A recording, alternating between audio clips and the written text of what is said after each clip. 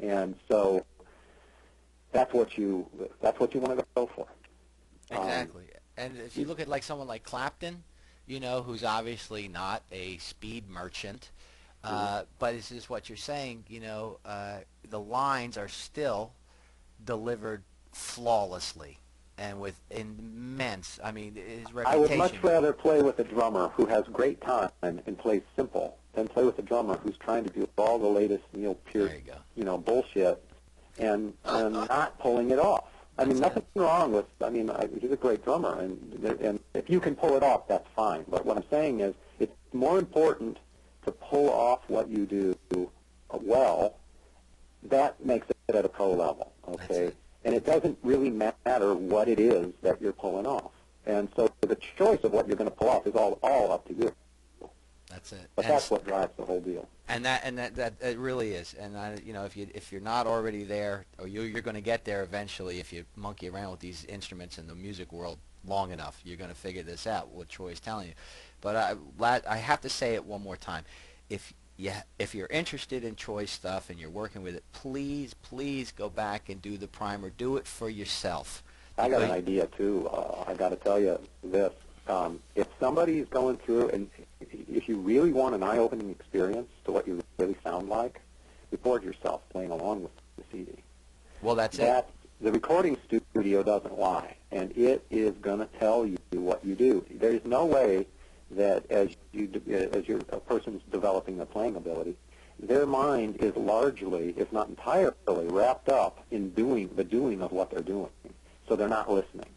And even if you're listening 50%, you're still only half listening. And the only way to really listen and really hear the whole thing is to record it and listen to it back.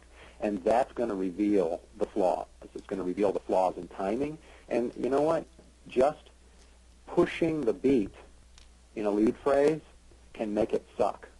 Even if all the notes are there, it's just the timing is pushed, it doesn't feel right. And the impact is screwed. And so, that's if your goal is music and the sound is what's important, then I don't know why this is, but for some reason people don't seem to think that the rhythmic aspect is as important. They think that if they play the right note, that's what matters. But it is just as wrong to play the right note at the wrong time as it is to play the wrong note at the right time. It's just as wrong. Well, it's an interesting thing because it's something that we bring up all the time. And conversely, in addition to what you just said, for guitarists who are totally left-hand fixated, which is basically what we're talking about here, right? You can play the correct note in the wrong rhythm, and it won't work. Conversely, you can many times play the wrong note in the right rhythm and actually sell it. Yeah, it can work. Yeah. That's true. And that kind of touches on something else, too, that as you start, when someone starts to have more experience recording, what you come up finding out is that to play rhythm guitar well is harder in many respects than playing fast lead guitar. And people don't come to realize that until they get enough experience. And here's a typical procedure. Somebody starts learning guitar, and they learn, quote-unquote, rhythm first, okay? And then they progress, and then they start working on lead, and then they develop their chops. And then somewhere along the line, they realize, then they start recording or whatever, they realize that they kind of missed the boat on rhythm, and they really didn't master rhythm and have a control over it to make it really sound good. Then they go back and really work it out. And what we're really trying to do, it comes through whether it's rhythm or lead, is that's just, there really is no real division. I mean, there seems to be in general categories, but there's always stuff that's in between and everything. It's all guitar playing, and in some respects, what's important is that you feel the pulse inside your body, everywhere inside, every part of your body, and you feel your rhythms that you're executing go against it. And it's feeling those two things together simultaneously that is your groove. And, I through these methods, both the rhythm and lead method, starts in the rhythm method. It's more of a focus through the rhythm method, even though it's a thread through both, is that what I'm trying to do is develop that ability in the player who's going through it, where they develop the ability to feel that pulse strongly and feel that rhythm clash against it strongly, and keep the whole thing in motion, free-flowing. And when you do that and you feel it right and you build it up with that foundation, you will have a really good sense of rhythm. You'll develop it. It takes some time to do it, but if you follow that system and you know that that's the goal, and you make sure that you that you continue to practice, all the examples, not only those examples, everything you supplement it with, every time you learn a song. You know what I mean? You've got to be able to, float with it and feel the pulse underneath it. If you're playing a rhythm and you can't feel the pulse, if you can't tap your foot out, then you can't actually play that rhythm. Well, I hope these folks You're are not taking playing notes. I really hope they're taking notes. And if you folks didn't get really the impact of what Troy's telling you, you just got about 10 years worth of experience in 5 minutes. So I hope you guys have your pens and papers out while you're listening to that.